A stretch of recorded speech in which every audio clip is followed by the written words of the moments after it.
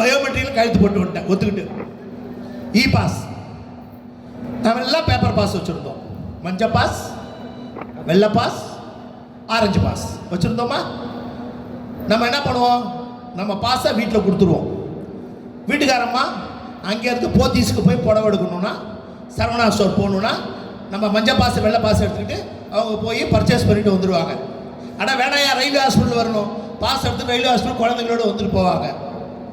ஜோலார்பேட்டிலேருந்து நம்மால் வேலைக்கு வராங்க, வாலாஜிலேருந்து ஒர்க் ஷாப் வேலைக்கு வராங்க, காட்பாடியிலேருந்து ஒர்க் ஷாப் வேலைக்கு வராங்க, ஏன் ஜிஎம் ஆஃபீஸ் வரைக்கும் போகிறாங்க, ஓப்பன்லைன் பேசி முடிச்சு போகிறான், சூளுப்பேட்டை நாயுடுபேட்டை தாண்டி வேலைக்கு வராங்க ஒர்க் ஷாப்புக்கு இருக்காங்க.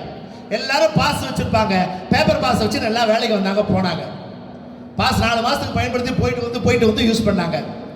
புண்ணியமானுங்க, ஃபெடரேஷன் எங்களுக்கு தான் இருக்குது சொன்னாங்க பார், டிஆருக்கு ஃபெடரேஷன் இல்லை. ஆனால் ஃபெடரேஷனுக்கு புண்ணியமாக இ பாஸ் கொண்டு வந்த உடனடியாக அந்த இ பாஸை ஏற்றுக்கொண்டார்கள். ஏற்றுக்கொண்டதனுடைய விளைவு என்ன? இ பாஸை வச்சிருந்து போட்டுட்டு நம்ம ரிசர்வ் பண்ணாம ட்ரெயின்ல ஏற முடியாது. ரிசர்வ் பண்ணாம ட்ரெயின்ல ஏறணும்னா it is treated as a without ticket traveling. It will be treated as a without ticket travel. இ பாஸை போட்டு ரிசர்வ் பண்ணனா நம்ம மேல ஃபைன் போடுவான், டிஆர் ஆக்ஷன் எடுப்பான், பெனால்டி கொடுப்பான், பெனலைஸ் பண்ணுவான். இதாங்க இ பாஸ். இன்னைக்கு ரயில்வே தொழிலாளி ஜோலாப்பட்டில இருந்து வரான், அரக்கோணத்துல இருந்து வரான், காட்பாடில இருந்து வரான், வாலாஜால இருந்து வரான். அந்த ரயில்வே தொழிலாளி பேப்பர் பாஸ் வச்சிருந்தவன் இன்னைக்கு சிசி டிக்கெட் வாங்கி வேலைக்கு வராயா? அதுக்கு காரணம் யார்? நீதானே அதுக்கு காரணம். இ பாஸ் கொண்டு வந்த குழந்தைங்க கம்ப்யூட்டர் கிளாஸ் போவோம், பாட்டு கிளாஸுக்கு போவோம், ஸ்போர்ட்ஸ் பயிற்சிக்கு போவோம். இன்னைக்கு போக முடியுதா? இ பாஸ் வந்த பிறகு டிக்கெட் வாங்கிட்டு அனுப்புறோம்ல வீட்டில் இருக்கவங்கள, அந்த இ பாஸை டிராவல் அத்தாரிட்டியாக மாற்று. டிஆர்டிஓ கோரிக்கை. டிராவல் அத்தாரிட்டினா என்னன்னே புரியல. எஸ்ஆர்எம்லேருந்து பேசியிருக்காரு ஒருத்தர் பாலக்காடில்.